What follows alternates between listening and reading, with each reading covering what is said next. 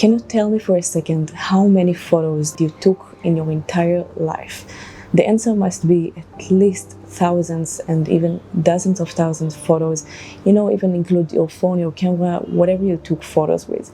And in this video, I want to talk about how to take better photos and how to choose the best photos out of all of those photos you took over the years. Think that you want to publish a book about photography, or maybe even print a dozen of your photos, or just print one special photo to hang on your wall.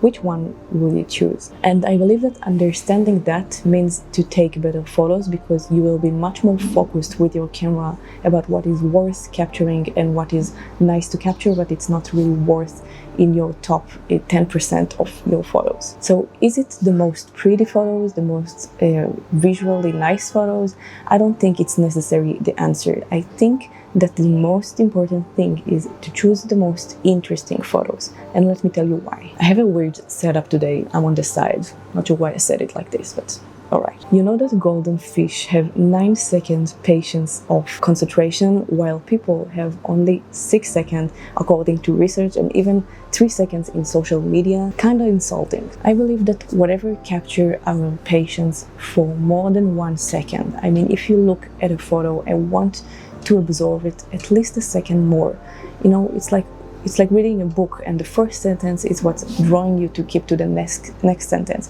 And if you read an article even, then the first phrase or the title is what makes you want to keep going. And it's true to everything in life, including photography.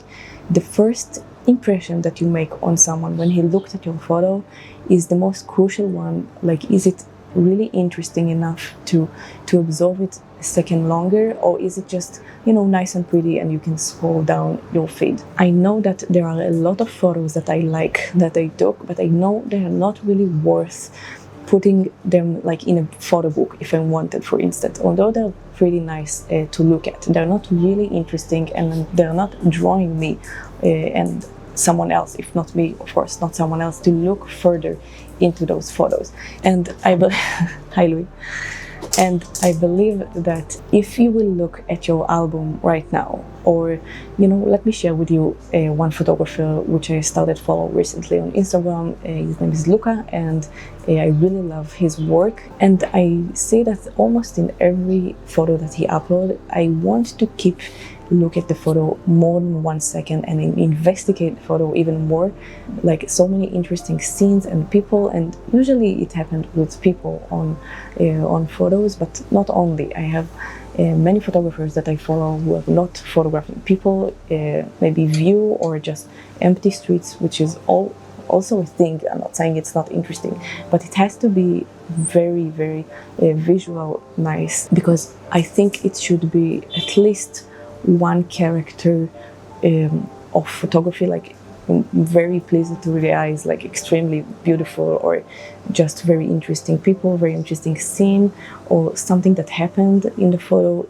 to keep the viewer's eyes. That's how I see it. And I think a lot of photos are nice, but they are more like practice photography. They are important. Of course, we're going to take them, and not every single photo is going to be as interesting. But that's why I'm making this video, so you can really absorb of the photos that are worth keeping, I think, in your best library. And I feel like when you're going to the street, you should look for the most interesting scenes or the most beautiful scenarios around.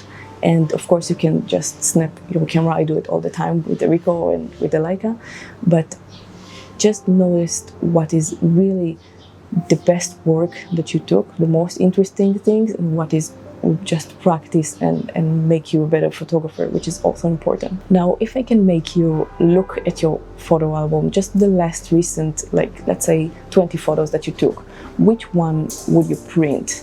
And which one would you send to someone you appreciate their opinion? I believe it will be the most interesting one, the one that you will look at that and you want to look at it even more. Anyway, tell me what you think in the comments. Tell me how many photos did you took over the years, your estimate. Like the video if you did, subscribe, and I'll see you soon in the next video.